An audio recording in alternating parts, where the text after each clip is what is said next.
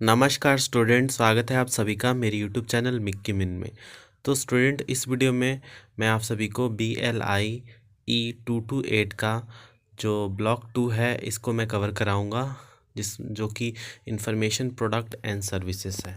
तो इसमें इंफॉर्मेशन से रिलेटेड जितनी भी चीज़ें हैं इसमें मैं बताऊंगा। जैसे कि आपका यूनिट 5 होगा information analysis, unit 6 information consolidation and repackaging, and unit 7 information analysis and consolidation product. तो ये तीनों जो यूनिट है इसमें हम कवर कराएंगे। तो चलिए स्टार्ट करते हैं। आज का लेक्चर ब्लॉक 2 से है। तो सबसे पहला जो हमारा यूनिट है, पहले इसको हम देखते हैं, इंफॉर्मेशन एनालिसिस। इंफॉर्मेशन एनालिसिस में जो जो टॉपिक है जो आपके एग्ज़ाम में आते हैं वो मैं इसमें बताऊंगा। जैसे कि आपके क्वेश्चन बनते हैं नीड फॉर इंफॉर्मेशन एनालिसिस, या इंफॉर्मेशन एनालिसिस सेंटर कौन कौन से हैं, या प्रोसेस इन इंफॉर्मेशन एनालिसिस। तो ये वाले तो चलो ये तो थोड़े कम आते हैं, but need for information analysis important to need for या information analysis, use of information analysis in library. तो ऐसे करके क्वेश्चन बनते हैं। तो चलिए स्टार्ट करते हैं जो इंपॉर्टेंट टॉपिक है इसमें। देखिए, इंफॉर्मेशन एनालिसिस क्या होता है? रिसर्च एंड डेवलपमेंट से रिलेटेड।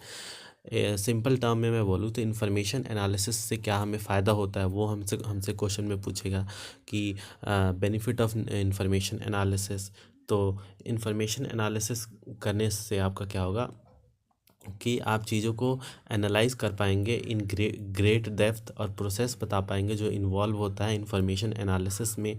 और जितनी भी एक्टिविटीज़ हैं इंफॉर्मेशन एनालिसिस से सेंटर हो गए, ये सारी चीज़ें हो गई, आप इसमें पता कर पाएंगे। तो चलिए स्टार्ट करते हैं। इसमें क्या है, जो इम्पोर्टेंट टॉपिक है मैं उस पर बताऊँगा। जैसे कि need for information analysis and synthesis. तो इंफॉर्मेशन एनालिसिस से क्या पता चलता है कि जितनी भी चीज़ें आपके पास कमी है, जैसे मान लीजिए कोई इन्फॉर्मेशन आपके पास पड़ा हुआ है जिसकी ज़रूरत ही नहीं है, या फिर जो बहुत सारे इन्फॉर्मेशन ऐसे होते हैं जो आपके यूज़र को चाहिए होता है बट आपको पता ही नहीं है कि मतलब आपको पता ही नहीं है कि आप उनकी नीड क्या है। तो इन्फॉर्मेशन एनालिसिस के द्वारा आप जो यूज़र की जो डिमांड है, उसके नीड है, उसको आप पता कर सकते हैं, इन्फॉर्मेशन को एनालाइज कर सकते हैं।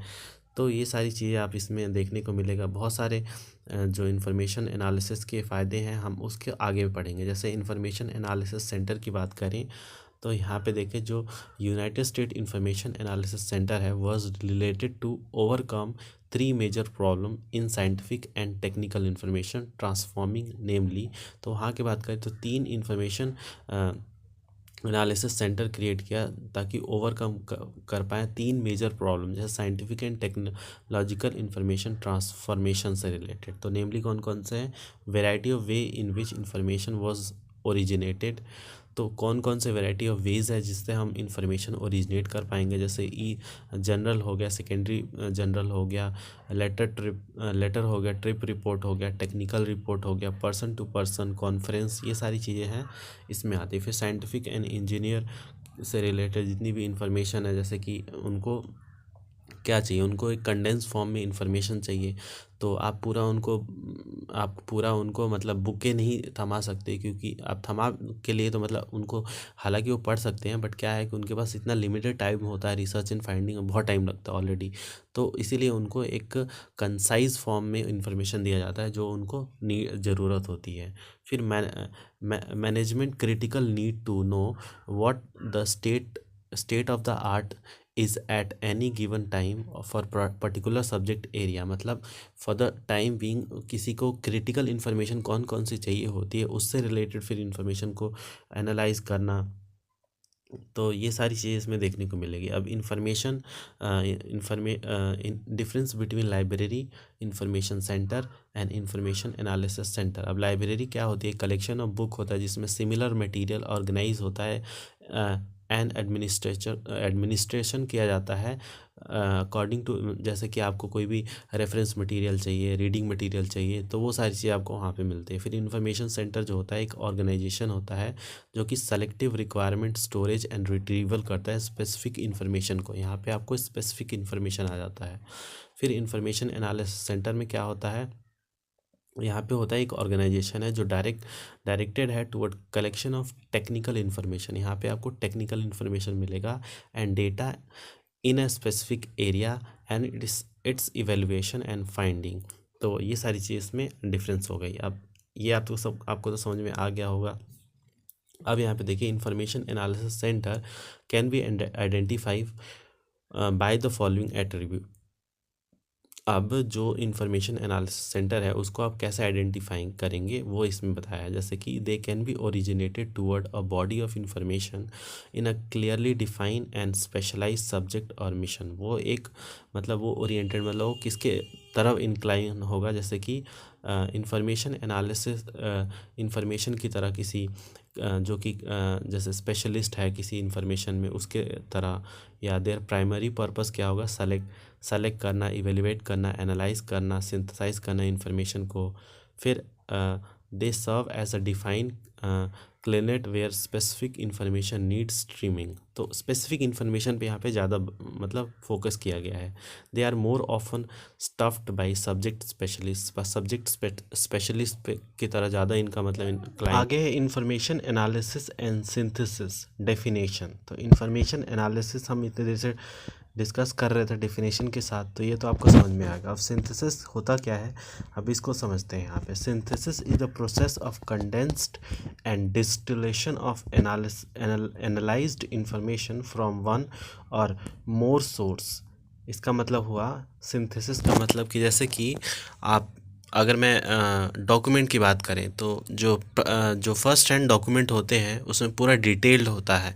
तो जैसे कि आपने जो नोवेल्स होते हैं आपने पढ़े होंगे अपने स्कूल लेवल में या फिर कॉलेजेस में भी, तो वो क्या होता है उसमें वो बोलते हैं कि आप इसका समरी लिख के लाओ। मतलब कि वो पूरा नोवेल तो पढ़ा देते हैं बट आपको लास्ट में बोलते हैं कि समरी लिख के लाओ। समरी से क्या होता है कि ओवरऑल लोगों को आइडिया जो मेन पॉइंट उस नोवेल में है उससे पता चल जाता है कि क्या है इसके अंदर। तो सिंथेसिस का मतलब ये होता है condense and distil form of information, analysed information, जितने भी एनालाइज्ड इंफॉर्मेशन है उसका distil and condensed form information का, उसको हम बोलते हैं सिंथेसिस। तो ये हो गया। उसके बाद है देखिए process in analysis and synthesis. अब एनालिसिस एंड सिंथेसिस में कौन कौन से प्रोसेस हैं उसको हम यहाँ पे स्टडी करेंगे। देखिए यहाँ पे प्रिलिमिनरी इंफॉर्मेशन यहाँ पे कॉन्स्टिट्यूट है, जिसको यहाँ पे study of the subject area और mission in which the information will be analysed. मतलब कि वो चीज़ें स्टडी करना जो कि एनालाइज्ड हैं, जो कि यहाँ पे देखिए सब्जेक्ट एरिया से रिलेट करके एनालाइज्ड हो रहे हैं इंफॉर्मेशन उनको। फिर study of the potential user, उन यूज़र को स्टडी करना जो मतलब आप जो हमारे जो इंफॉर्मेशन सेंटर है या हमारे लाइब्रेरी है उसमें से इंफॉर्मेशन सीख करते हैं, जो जिनको हमें पता है कि हमें हमारे इंफॉर्मेशन सीख करेंगे। And the user from which the analysis will be done, वही जो मैंने अभी आपको बताया। फिर इसमें यही सारे प्रोसेस है कि जितनी भी चीज़ें हैं उनको एनालाइज करना एक तरीके से, जिससे पता चले कि हमारे जो इंफॉर्मेशन सीकर कौन से हैं जिनको हमें ये इन्फॉर्मेशन फॉरवर्ड करना है। अब सिलेक्शन ऑफ इंफॉर्मेशन सोर्स, अब कौन कौन से सोर्सेस हैं जिसके द्वारा हम इंफॉर्मेशन को सेलेक्ट करते हैं। तो इसके तीन यहाँ पे देखें तो information selection of information source involve 3 important element. इसमें आपको 3 इम्पॉर्टेंट एलिमेंट दिखेगा।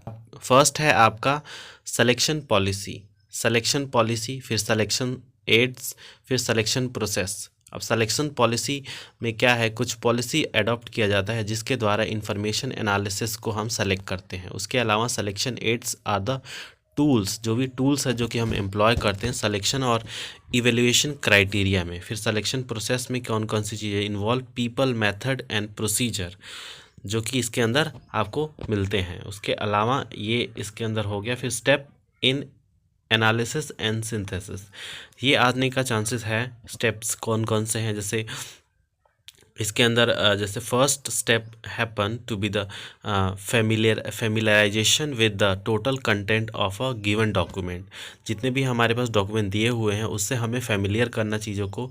Set of document acquire for the centre के लिए जितने भी हमने डॉक्यूमेंट को ऑर्डर किए हैं उससे फेमिलियर करना चीज़ों को। और the content acquire as a sorted और categorized on the basis of subject content of document on a tentative manner using the evaluative criterias.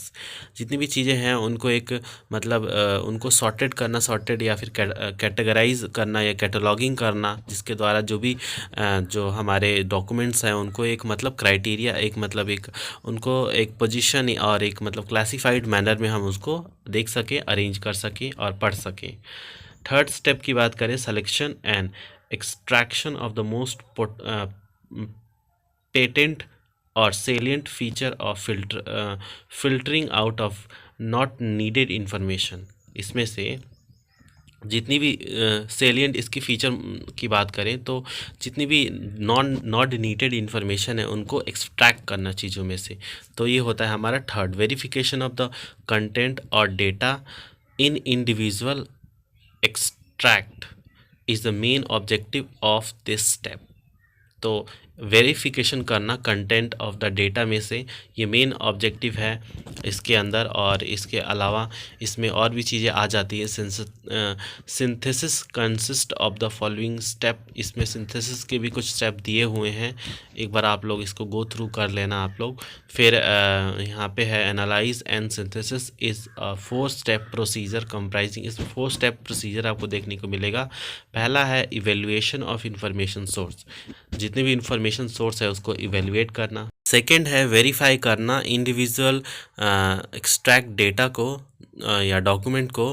फिर उसके बाद है comparative evaluation of different extract और डेटा। यहाँ पे अलग अलग जो डेटा हमने एक्सट्रैक्ट किए हैं उसको कंपैरेटिव इवेल्युएट करना। फिर इवेल्युएशन ऑफ सिंथेसाइज प्रोडक्ट और प्रोडक्ट्स।